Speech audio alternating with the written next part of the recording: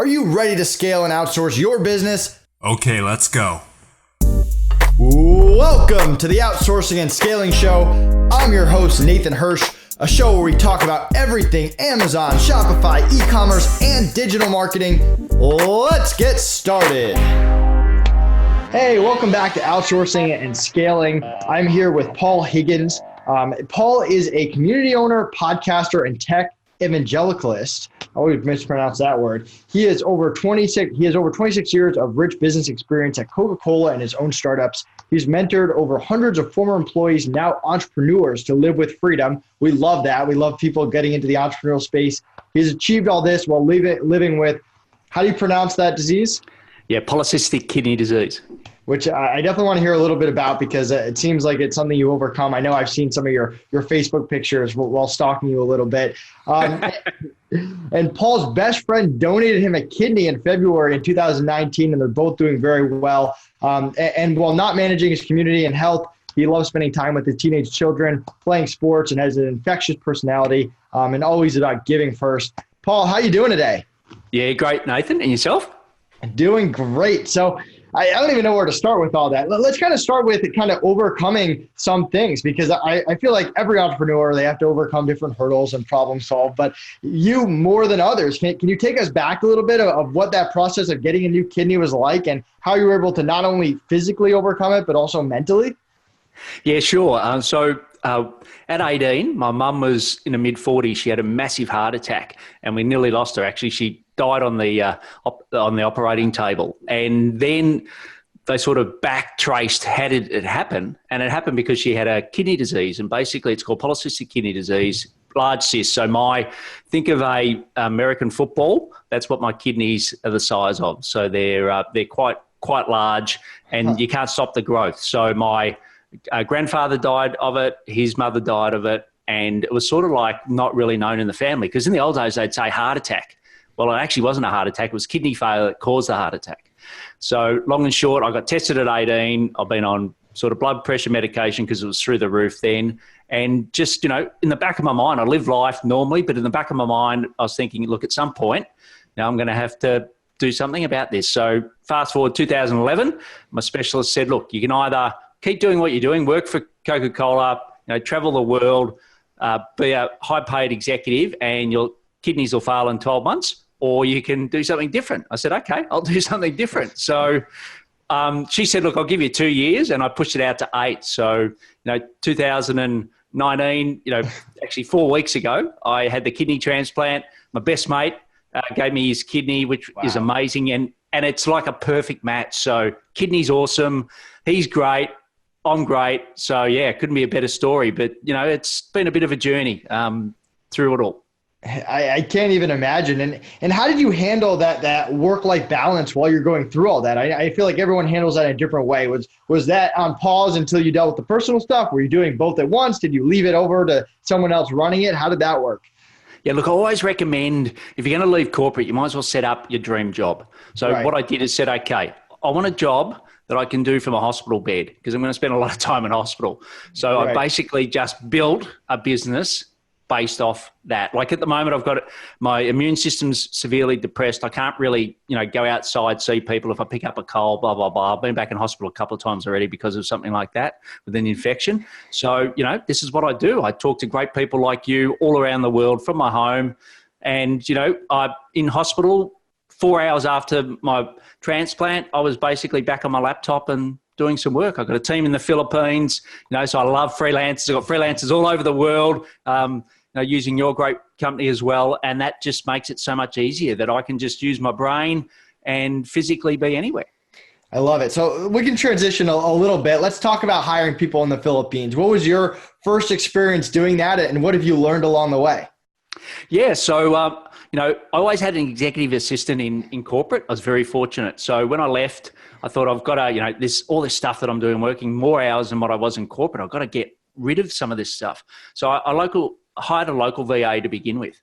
And then I listened to a podcast, and they talked about the Philippines and VAs. And because I love to really double down on things, I basically went and researched it like crazy. And then I thought there's no other way to experience this but to get on a plane and go there. So I basically interviewed 10 companies, went over there for a week, and basically did all my research and, just started hiring 2 people in 2 different companies.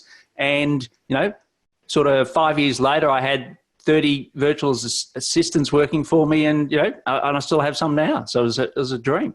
Let's talk communication, because I feel like that's where most people struggle. I know when I hire people in the Philippines for the first time, and I hate to put everyone in one basket, but I personally struggled with that communication.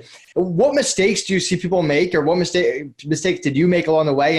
And how do you make sure that you're communicating effectively going forward? Yeah, so look, I think if you immerse yourself in the culture, you really understand it. And the Filipinos are incredibly loyal, and they're incredibly hierarchical. So it's still a society where if you're king of the family, and particularly if you're a male, you rule the roost, right? So that everyone else sort of just follows path. And I was used to working with some of the top executives in the world where they gave you their thoughts. Actually, it's normally the other way around. You had to sort of try to water it down a bit. Whereas over there, they just wouldn't say anything. So I'd run a meeting, stand-up meeting, say, okay, what are we going to do here? Try to engage and try to involve them. And there was just crickets. And, so I wasn't getting the best out of them. So what I quickly realized is, what? It's best to have a spokesperson. So what I do is get them to go and talk in their native language, Tagalog, go over, talk it, discuss it, and then just get one person to come back and represent the view of the group to me. And I found that, little things like that made a massive difference where, and yes is normally, they'll say yes to a lot of things because they don't want to disappoint you, and they really want to help you. And you're sitting there thinking, great, they're saying yes, I'll leave it. So what I always say to people is give someone a task. So I do the I, we, you. So I'll do it first, we'll do it together, and then you train me. So you actually know that they've absorbed the task properly. So that's the first thing. And then the second thing is, don't give them a project and then come back and check it in a week's time, because a week's too late. So, start it, and in 2 hours say, okay, let's debrief. And you actually yourself might change what you wanted, because often when, as entrepreneurs, we're creative people, what we think 1 minute isn't always what we think in 2 hours. Right. So you get a chance to adapt, but also they get a chance to show whether they're on track. So you don't lose a week or you don't lose a day on them working on something. You say, hang on, that's not what I meant. I love it. It's all about valuing your time too, because the last thing you want to do is just get farther and farther down the line and then realize, oh, this person's not the right fit and all that. And I think one of my pet peeves is that direct responses. Like I need to know if you know something. I need straight answers. And sometimes you find yourself just like going off in different directions when you're like, all right, like let's figure out the root cause of the issue right here. And again, I hate putting everyone in those that everyone's the same, because I work with some awesome team leaders, but that's definitely something that I found. So do you only work with people in the Philippines, or you work with people in the US now too? Yeah, no, look, we, so I've got clients around the world. So we've got providers. So, I actually divested my VA business because of my health, because I was a firm believer if I couldn't travel there and I couldn't see my people, it wasn't going to work. So I divested that. And what I now use is providers. So providers like your platform, and also some agencies. So we've got people all over the world. My sort of favorite spots are the Philippines, Colombia, which is South America that goes beautifully into the US time zone, and South Africa into the UK. So they're sort of my preferred ones. And, look, labour arbitrage is there. You might as well take advantage of it. So, I rarely get people from in-country. I normally get people from countries that have got a lower standard of living, that, and also giving them more opportunities, because I think we're so lucky to live in countries like Australia and the US, but I actually like the fact that I'm giving back in helping people live at home, look after their family, and have a great career. So that's why I normally pick those 3 areas. 100%. Very cool. So let's talk about changing someone going from the mindset of an employee to starting a business. I mean, I know from our side, I've seen many freelancers that kind of go from that corporate world. They want they're sick of it. They want the flexibility. How do you help people do that? And do you go find people that that's what they want, or sometimes do you show them what it's like on the other side and then they want to do it? How does that work? Yeah, look, great question. I think it's a combination of both. It's never linear and it's never the same for everybody. So, everyone's got a different personality, everyone's got a different history, and everyone's got a different goal. Because most people, I say, look, what do you really want to achieve out of this? Because the money only fuels the lifestyle. So what is the lifestyle? And I mentioned it before, set that up first. Because I see so many people just, worry so much about what they're going to do. It's like, once you do the what, what's the why? So let's start with the why first, then work out what. And the other thing is it's going to pivot, right? So what I started coaching corporates when I left as a executive coach, very different to what I do now. So it will pivot over time. So don't get too hung up on that. But what I also recommend is don't reinvent the wheel. So I see so many people that, because they're so smart in corporate and they've got high intelligence, they think, I'll figure this out by myself. And look, you can, but it just may take longer. So I really recommend joining a community or getting some help so you can just fast track your learnings. It's no different in corporate. I always call it the 1+ model, where it's you plus an expert. So Coke was brilliant at getting the best people in the world to help. Right. And there's some brilliant freelancers out there that they do something every day. Why not tap into them? Why develop your own website when someone else can do it? Why do your own design when you can get someone else that's highly skilled at it? So I think tapping into the community and tapping into the experts that can help you, I think, is something that can really make a difference when you leave. Where do you think that most entrepreneurs struggle? Yeah, look, I think they struggle with mindset. So I think, it's a massive change going out and working for yourself. And, in corporate in particular, you've got, lots of rules, so to speak. And some of the reason why people leave is because of the rules. It's too rigid, it's et cetera. All of a sudden, when you're your own entrepreneur, you've got complete freedom. So you can do anything. Mm-hmm. Now, what comes with that is that people sort of throw the baby out with the bathwater sometimes. They actually become too undisciplined and it becomes a bit of a free-for-all. So I think that's definitely one. The other one is around money. I think, it's really important to have a conversation with your partner as to what you're going to contribute. And I always say, it's going to take twice as long and you're going to earn half as much. So be prepared for that. So I promised my wife a number that was just ridiculous. There's no way I could ever get that number. And then that was a noose around my neck for the first couple of years, because we always had this argument about this fictitious number, which was just never realistic in the first place. So I think that's a second. And then, like I said, the third is following a proven framework. Like, if people have already done it and people have done it successfully, why not just copy that? Don't think that you've got to come up and reinvent the wheel yourself.